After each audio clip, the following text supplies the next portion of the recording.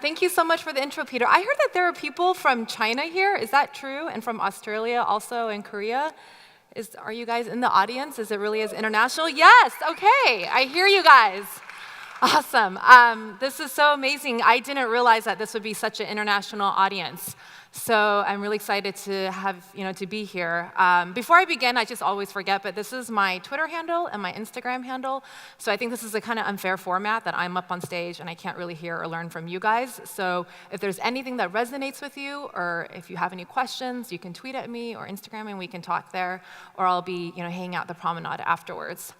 Well, I really am amazed by the diversity of the audience, as I think it's a reflection of one of the reasons why I love Tune and their product and their team, is that they are one of the most honest and thoughtful ad partners in our industry. They're truly a model citizen. And just even having someone like me come and speak about this topic, of which you can surmise from my title, which is about the problems of measurement at a conference about measurement hosted by a company that produces measurement software, it's a reflection, I think, of how brave they are about tackling not only complex topics, but also, I think, a reflection of just how much foresight they have to be ahead of the industry in tackling issues that will disrupt the very nature of what we do as marketers. So let's talk about the end of an era, how marketing sold its soul to ad tech, and how we can get it back. I promise by the end of my talk we will talk about this topic, but I would like to start off by talking about corn. I really love eating corn so much. So this is something I could talk about all day with anybody and everybody. This is something that can be found all around the world, so it's truly a diverse, food and sorts of nutrition. My Instagram is filled with lots of photos of me eating tacos, tamales, elote, arepas, pozole, tlayudas, all of it. I appreciate corn derivatives from Mexico and in Latin America so much, not just because they're all so freaking yummy, but oftentimes I think about how corn is one of the world's most most important yet most misunderstood technologies. So you see, when Europeans landed in the Americas, they didn't just notice like, oh, look at all this gold and women and bodies that we could take to grow our empires. They also noticed that there was this really great primary food source sustaining these civilizations. And you can see from this picture, if it's not already obvious, they were like, hey, we want that corn for us. So they thought, hey, this corn is like this super magical thing. So it was just among, one of the many things they took back with them on their ships back to Europe. And so here's a message from Columbus's expedition, where Pedro Matarde and Leria wrote to a cardinal in the papal court, and he says, "My messenger will also deliver to your eminence some of those black and white seeds out of which they make bread." And those, black and white seeds he's talking about were the first corn seeds taken from the Taino Indians back to Europe in 1494. And shortly afterwards, by the 1500s, corn had become a staple diet all around Europe and all of its colonies in Africa. But then there were some problems. They kind of started in Europe, and then in all the places that the Europeans introduced corn to in their colonies.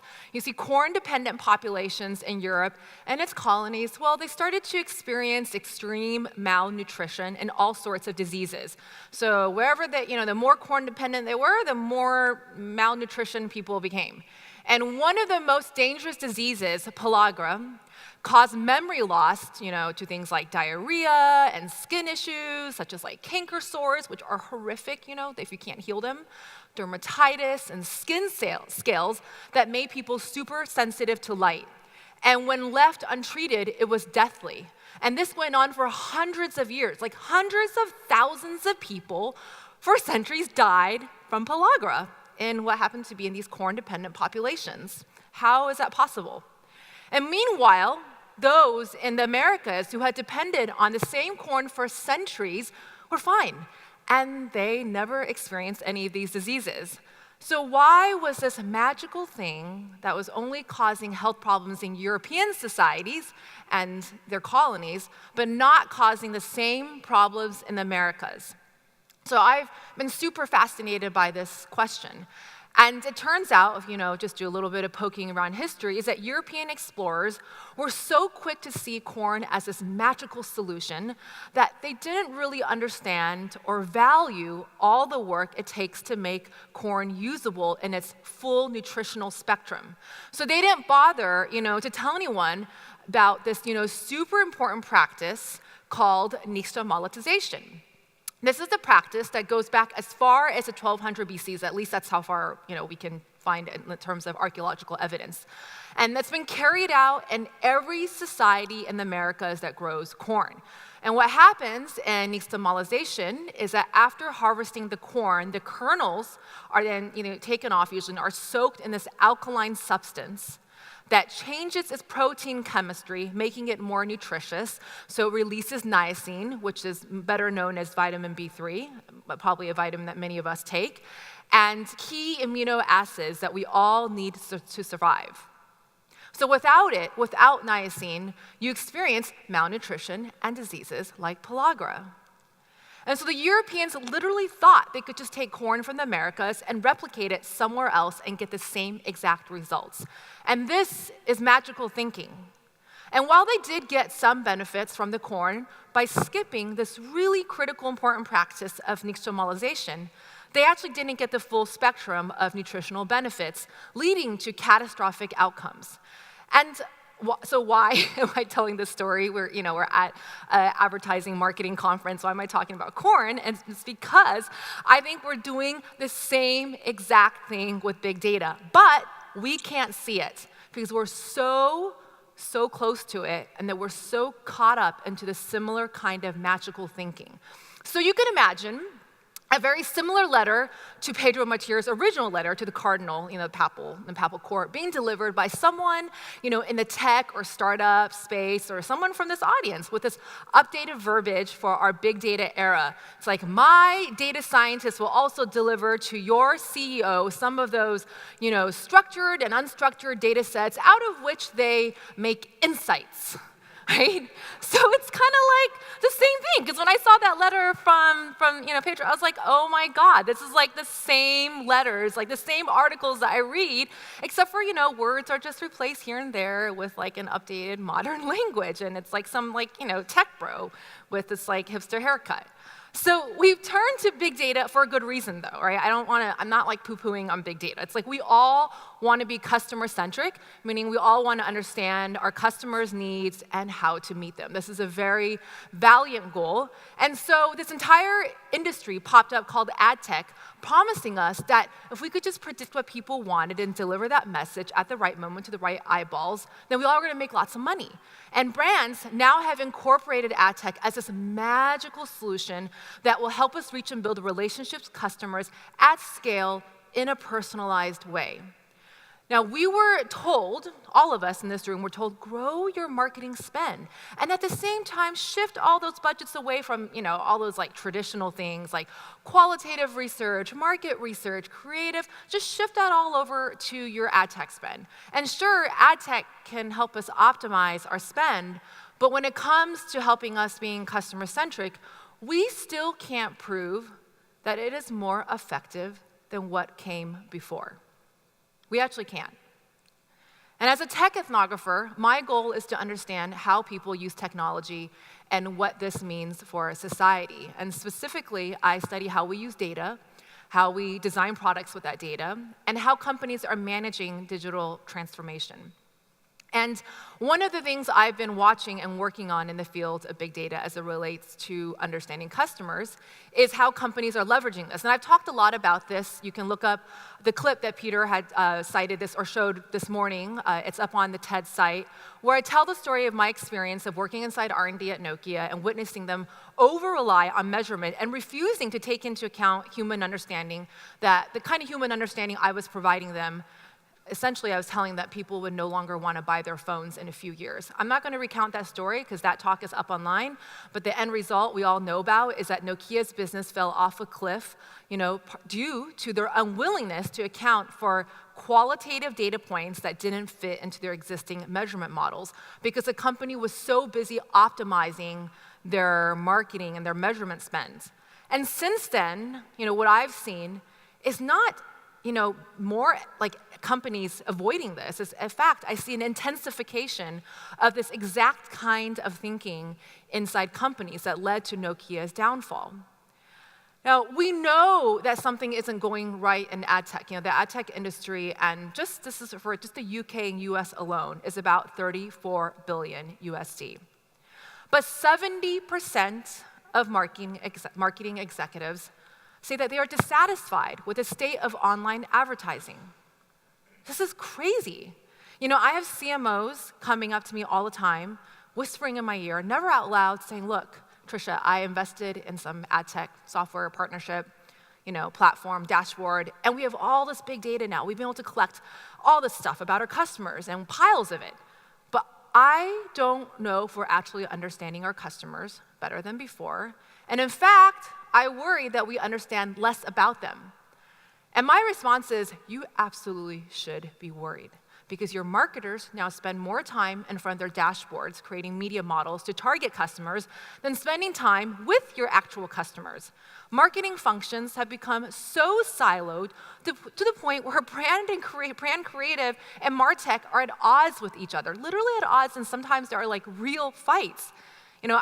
Luckily, I've heard some really great examples on stage today where that's not always the case, but more often than not, I see inside marketing functions that branding, creative, and MarTech are on opposite sides of the room, literally. Meanwhile, vendors sell the solutions telling them, hey, if you just get more data about your customers, you'll win them. You don't even have to spend time with them. You just learn about them on a dashboard. So of course, this is worrisome. And you have to admit, this word that we've all been talking about is GDPR. So we have to admit that something is terribly broken when governments, who that can't really agree much on anything, can create such widespread consensus around big data, passing GDPR regulations that introduces new levels of bureaucracy that make it more difficult for marketing to gather huge swaths of data about people without their consent and understanding. And this is how we have arrived at what Doc Searles calls the largest boycott in human history. The largest. 1.7 billion people are blocking ads on their devices. And we like to think we know a lot about our customers because we have so much data about them. Yet 1.7 billion people are blocking the primary channel for receiving our messages. And if you're just using that data to make more ads that they don't want to see, can any of us really say we know our customers? So big data has gotten us farther away from our customers because we've been expecting it to be this magical solution to help us understand and to understand them, when really there's no proof that ad tech is really delivering better eyeballs for brands, much less growth nor customer centricity. Recently, P&G says their precision targeting is defeating their marketing efforts, so they've slashed their digital ad spend. We have Newsweek, is putting in fraudulent code to inflate the number of authentic billable impressions, something that was addressed in just the 2 panels ago on fraud. So if you're trying to reach customers, if you had been trying to reach customers through Newsweek, you weren't even reaching real people. Massive brands like Pepsi and McDonald's have pulled out ads on Google and Facebook that were pairing their ads next to Nazi, misogynistic, pro-terrorism propaganda. And all of these outcomes are examples of ad tech's goals of eyeballs at any cost. So marketing's addiction to ad tech tools is commoditizing human relationships at the expense of customer understanding, which is the very thing that we all want. We're all talking about how we want this.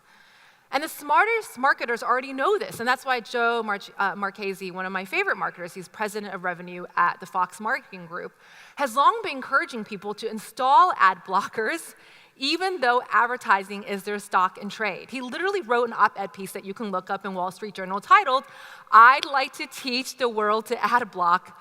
And through my work, I've had the opportunity to work with many marketing teams of all sizes, from Fortune 50 companies to startups and everything from CPGs to media and to tech companies. And for all of them, brand building always starts with customer insights, which is then used to develop a marketing plan, and then you decide who you want to reach and what they want to hear and how you're going to reach them. But now big data is saying, hey, we can help you with that last part of the marketing plan, reaching the right people and enabling us to customize the right messaging based on what we know about them. We can do all of that, and we can do it for a lot less money. But somehow companies started to conflate reaching the customer with understanding the customer. And this may seem like some kind of word battle here, but this is very important to get, this conflation, because I think this is one of the reasons where the industry has gone wrong. We thought that we could just skip this critical step. And so because of this conflation, over time, important work around consumer insights and customer understanding has become more siloed into downstream, mostly quantitative work that's far removed from strategic marketing decisions. And some of you may be asking, so hold up, Tricia, does that mean we skip the step of, are you saying that we can skip all of this because big data can give us all kinds of insights? And what I'm saying is no, big data can tell us a lot about what customers are doing, what their interests are, how they spend their time, but I want to be clear here. Just knowing what your customers are doing is not an insight. We've moved all of our efforts to understand how to market to our customers to the last mile, placing our faith in quantitative modeling, such as ad tech, and those who manage it. And is this big data's fault?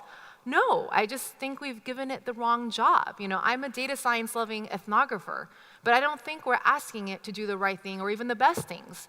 We should be using big data to scale and accelerate an understanding of our customers, not generate that understanding.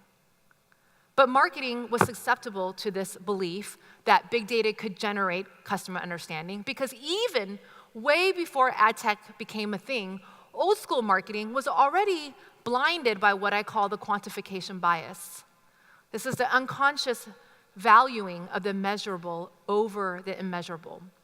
As part of this long-standing trend that that values quantitative reports over qualitative insights and analytics on our customers over stories about them as people.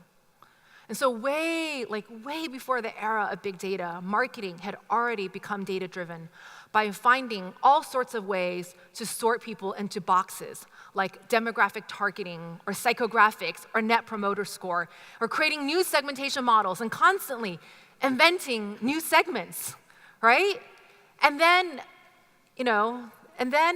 all of a sudden, new school marketing said, hey, we can put people into boxes even faster, and we're gonna do it with science and math. And so ad tech was like, we're gonna build what they actually did was they built their data models off of already circumspect old school models, speeding up and scaling our old assumptions about people as avatars. But as you can see, speed only gets you so far.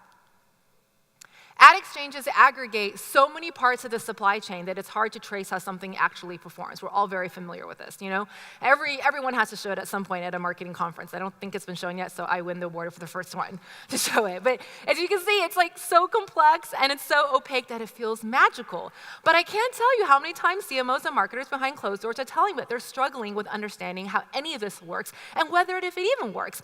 And they tell me, they're just like, we don't know how to get the ROI out of our big data investments. So what do we do? So in the same way that we've always had the solution to getting the full nutritional value out of corn, we've actually always had the solution to getting the ROI out of big data. It's just we kind of forgot. We should be using big data to scale and generate that understanding of our customers. So what we need to do is we need to stop outsourcing customer understanding to big data. It's really that simple.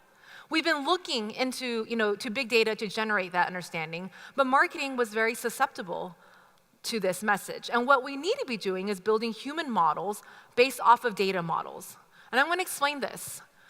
A human model is our qualitative understanding of people, who they are, what they care about, and what motivates them. And what we need to be doing is building data models based off of these human models. A data model should be and must be our best attempt to turn that understanding into something quantitative and scalable, and hopefully what Peter was talking about earlier, which is something that we can automate. Now, the goal is to keep the gap between the data model and the human model as small as possible. So to do that, the first step is to start with the human model by gathering what I call thick data. This is precious data that captures people's emotions and stories. And if you haven't heard of the term thick data, it's okay because I created it. It's a rebranding of what we all do every day, which is, qualitative data, design research, UX research. I made it up because I got tired of data scientists telling me that my data set was small and puny. So I was like, fine, if you have big data, I have thick data. And all of a sudden now I have analysts and BI people being like, I want some of that thick data. So please use that term. It's much sexier than being like, I have qualitative data to show you. So it's like, yes, I have thick data. And what we need to do is gather thick data, the qualitative part, to really create a solid human understanding that goes beyond optimization. And this is what helps us discover the unknown. So for example, you may be using big data to optimize a pricing model that offers individualized discounts to your customers. But what if your customers don't want personalized pricing models? So by the way, this is not a hypothetical story. That's exactly what happened to Tesco right before the company's value crashed in 2014. Is anyone from the UK here? Do you guys know this story? Okay, I see some hands. Yes, so this is the reason why a few years later, Tesco posted a $6.4 billion loss, and they're still trying to recover from it. Similarly, you may be using ad tech to optimize a number of eyeballs or number of click-throughs on your display ads. But what if your customers aren't even interested in display ads? How much is that really worth? What other opportunities might you be missing? And how could those unseen opportunities be affecting the growth of your brand? So this is when thick data is at its best, providing the big picture behind the millions of tiny optimizations, the why behind the what, the new and emergent and the unknown. And this also frees up big data to do what it does best, which is using machine intelligence to scale and speed up human intelligence. Now, the most common mistake that I see happening in organizations that we work with is that they skip the human model part by going straight to building a data model. And while those organizations may feel like, oh, we're being so data-driven and cutting edge, they are inevitably the ones who wind up with the most outdated and regressive data models. So to avoid this, we all really should be asking, as a marketer, I think everyone should be asking this in the organization, not just the marketing function, which is, how do we best mathematically scale human models into reliable and meaningful data models? This is the question we all need to be asking. And brands who know how to build good data models, such as Timberland and Domino's and Glossier, and many, many brands in this room, are beloved by their customers. And the reason why they succeed is that they always start with the thick data before building a quantitative data model. And by doing so, they're able to generate, really updated models about their customers, about their products, and they're able to move marketing at the speed of their customers. So to make this, big data usable and to even do any of this, we need to take a holistic approach to customer understanding that involves bringing the qualitative, the thick data, and the quantitative, the big data, together so that we can get the depth of qualitative and the scale and speed of quantitative. So this is what my company Set and Compass does. We work with our partners to develop the strategy and the hands-on practice that they need to rapidly generate these kind of customer insights and activate those insights at scale using what we call integrated data thinking. It's built on the best parts of Agile, lean, and design thinking, and it's designed to work with whatever technology tools of your organizations may use, past, present, or future. And to us, this is one of the key missing skill sets inside organizations right now, especially inside marketing functions. They are tasked with identifying new forms of growth. And if you're wondering why you're struggling with growing, and if you're only using big data, then it's because you're not leveraging the thick data part and the expertise that's already exists in your organizations. This is a selected highlight of some of the few factors that that define how big data and thick data complement each other. And the big picture I'm trying to present here is that you can't just use one or without the other. Thick data alone is not usable because you need scale. You need to know the what. You have to have, leverage machine intelligence. But big data on its own is also not usable because you also need to leverage human intelligence, the context, the depth, and the whys, and to discover all the unknowns. And we teach this work through our labs and our coaching, but even if you don't work with this, the overall message is pretty clear and consistent in when we're teaching integrated data thinking. And it could be summarized in 3 easy steps that all of you guys can do in this room, which is, take your head out of your dashboard, stop looking at them, get out of the building and talk to your customers. Customer understanding needs to be everybody's job, and it can't just be delegated to a particular team or function. We go inside organizations, and one of our things we launch is a customer centricity index. And one of the questions that we use to assess how customer-centric a marketing function is, we ask, when's the last time you interacted with a customer? And there are teams who will tell us that it's been years since they actually had a deep interaction with their customer. And this is really unacceptable. You can't pay a vendor to do it for you. A lot of teams are outsourcing this work to agencies, or to qualitative research departments or boutique suppliers, and you certainly can't depend on big data tools to do this for you. When you make customer understanding everybody's business, and when you use thick data and big data together to achieve and activate that understanding, amazing things can happen. So here's an example of when one of our Fortune 50 CPG clients based in the Midwest of the US was about to relaunch a laundry detergent in urban areas. I'm going to give you an example because I think this is so key. If there's anything you can walk out of this room with, it's just how do you build a human model? How do you build a data model based on a human model?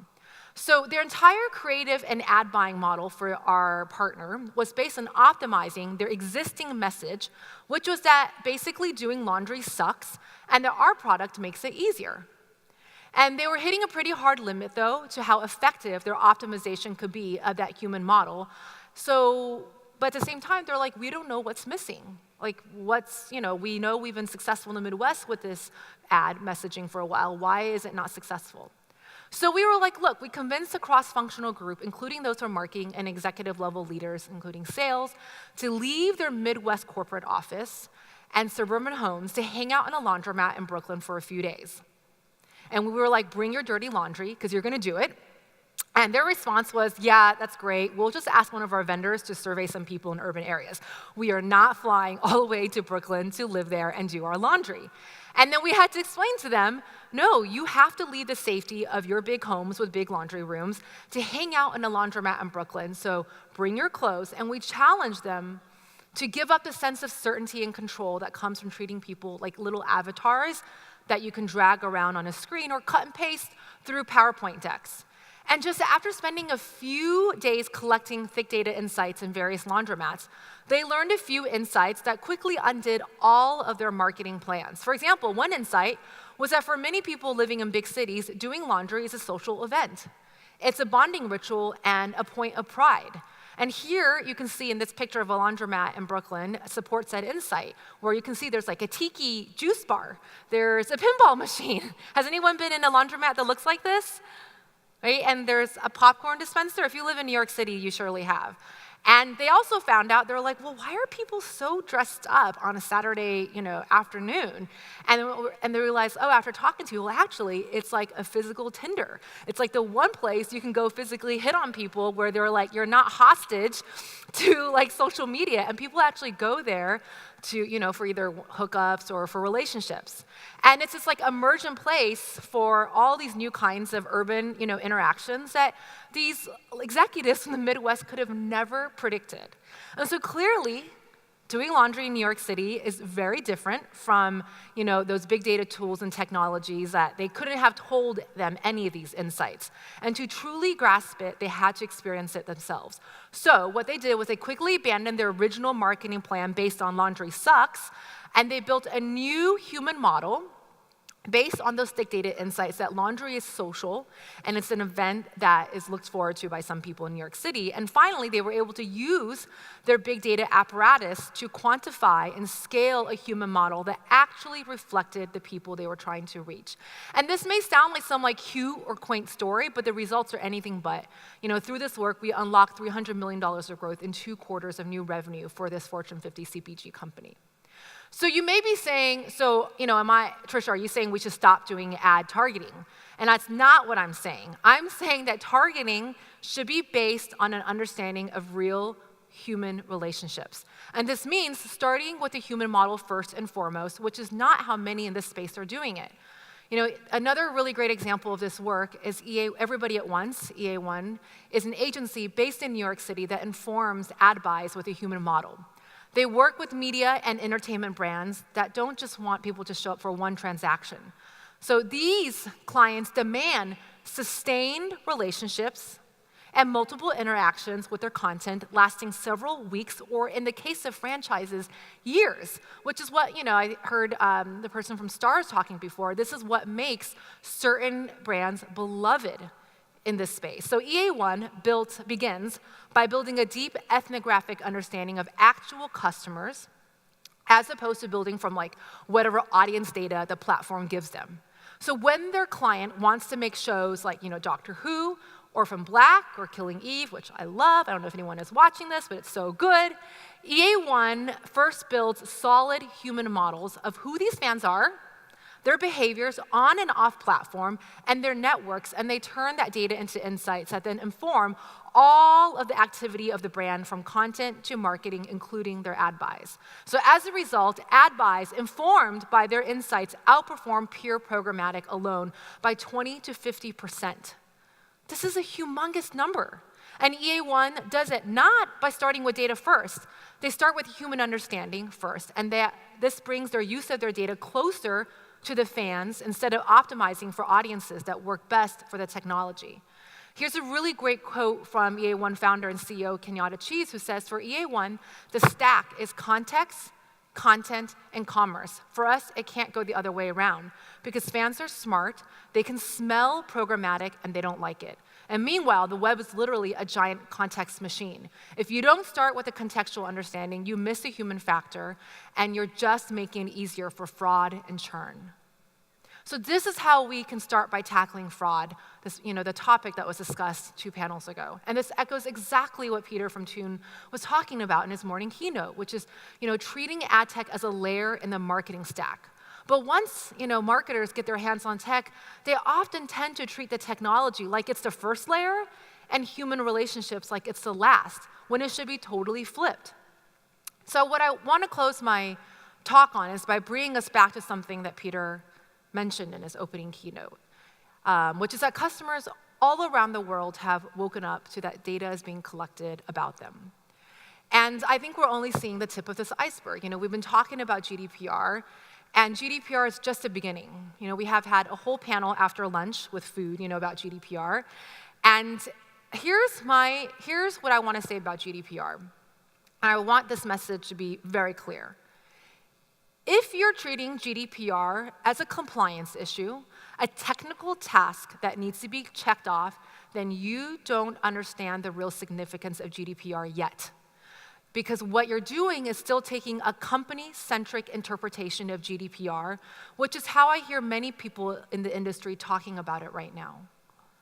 The real meaning of GDPR that I think that I would love for us to talk about is that it's so much bigger than how we've been discussing it in the tech industry, which is that it's a manifestation of people's desire to rebalance power.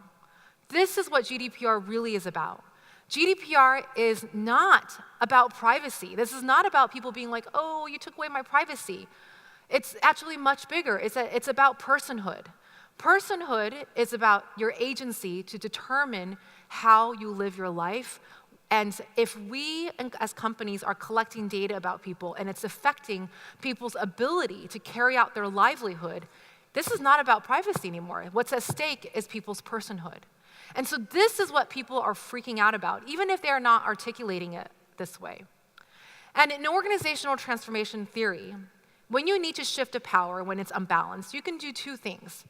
You can either change the roles or you can change the rules. So what GDPR is, it's a change in the rules. And as with any rule, it's very open to interpretation.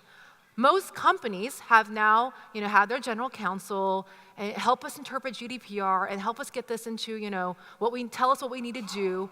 And their interpretation, again, is very company-friendly, company-centric. It's why all these companies are covering their asses with re-opt-in emails, but not truly changing their practice of how they go about understanding customers. So what's going to shift is when people decide to change their roles. And this is going to radically redefine marketing, MarTech, ad tech, the entire ad ecosystem. Up until now, people have not had a scalable way to change their roles. The most they could do as an individual was say, oh, I'm going to be off the grid as much as possible. I don't want any data collected about me. Or if you still wanted to be a consumer in this system, you might be like, well, I can be vigilant about installing ad blockers. But there is really no way they could change their role with a company. But things are going to shift. Some of the places that are most interesting to look at are places like blockchain. And it's not just about distributed ledger or new currencies, but how blockchain is rebalancing roles by enabling new forms of organizing. There's this new company called Humanity where you can look up, they just had a recent bout of press releases that is specifically enabling people to render their data as property and to collectively approach companies to renegotiate the terms and conditions of how their data is being used. So they're creating a movement. This is not just some next wannabe blockchain technology. This is a movement, and it's a platform based on distributed ledger and a marketplace for data to be exchanged as a commodity with continuous consent and transparent revenue models for all parties through collective negotiation power. So what does that mean, right? I'm going to break this down. I was talking to Richie, the co-founder of Humanity, and a few days ago he was saying, look, the entire marketing industry is fueled by data. Data is captured in a highly imbalanced way that is susceptible to renegotiation if that comes from a large group. So then it got me wondering, what does marketing look like in a world where data used for targeting and segmentation is explicitly consented data?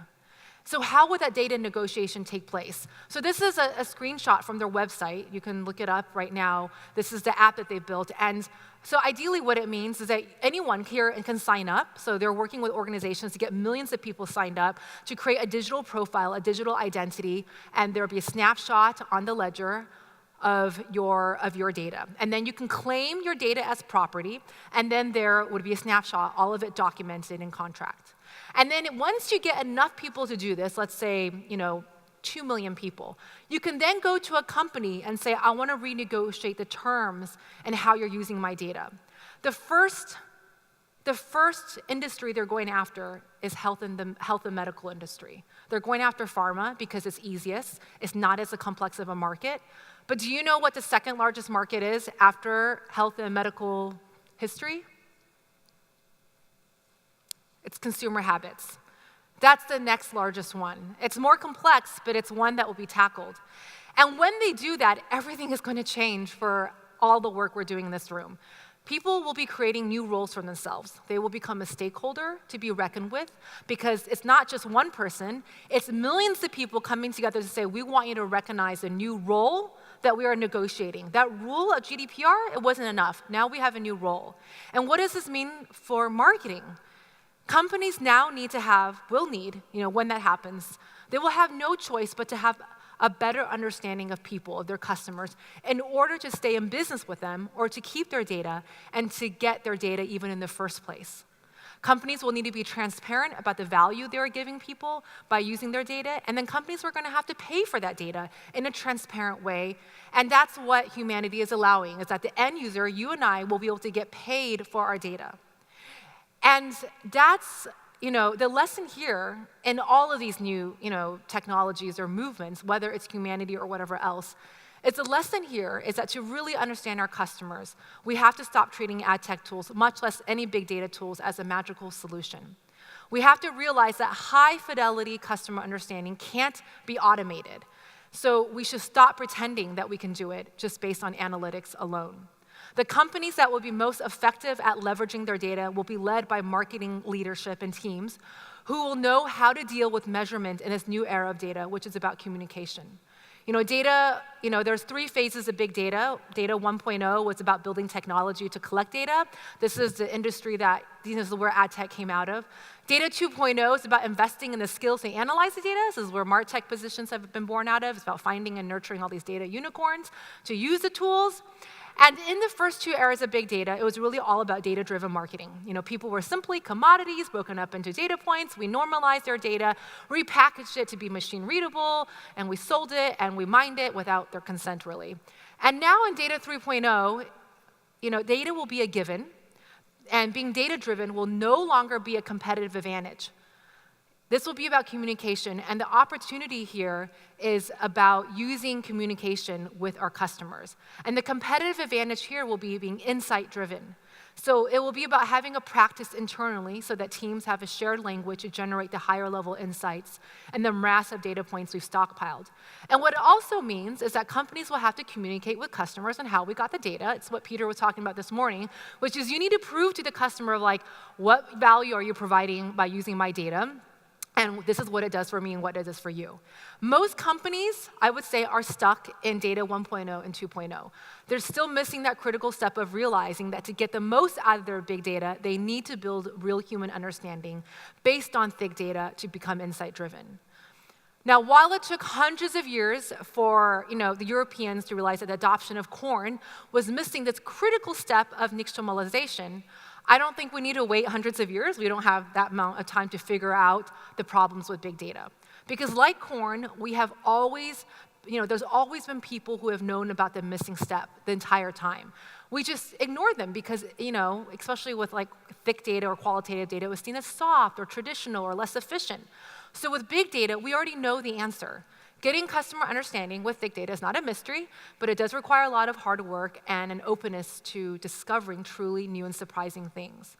And really, in the same way that Europeans went about collecting corn and all this other stuff they found valuable from the New World is kind of, the same way we've been doing it in marketing, because we've been engaging in data colonialism.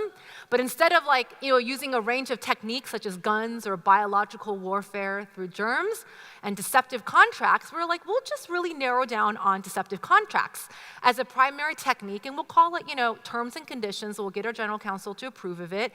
And that's in the best case scenario. Most of the time, the way we gather data and we sell it is without consent.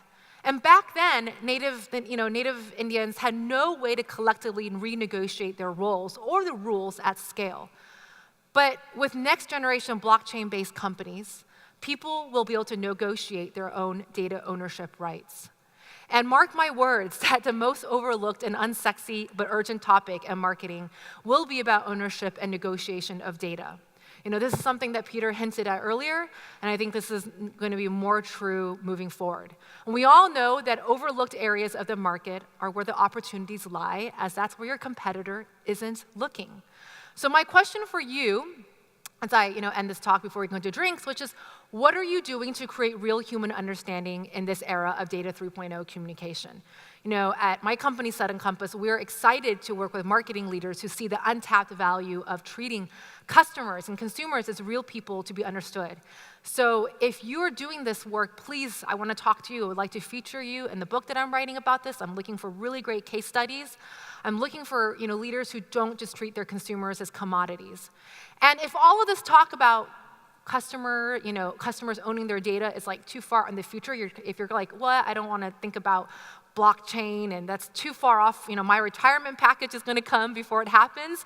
So if this doesn't scare you enough for you to care, then let me end on last quote from one of my favorite big data science practitioners, Martin Wilcox from Teradata, says, you can use big data to optimize for a couple $1 million, multi-million dollars, but if you want that $1 billion growth, you need integrated data thinking, big and thick data. So I ask you guys, where would you want your company to be optimizing or growing? And obviously the answer is, clear to all of us, is that the job of marketing isn't just optimizing growth, because our function, our industry is so much more valuable than that. Our jobs are to help, our companies discover growth. So let's have a drink to mark the end of an era of ad tech magical thinking. And after this conference and our time in Seattle together, we are now wiser to catch the next era that comes our way. And I hope now you can eat corn and use big data like ad tech with a totally different lens and purpose. Thank you so much. I think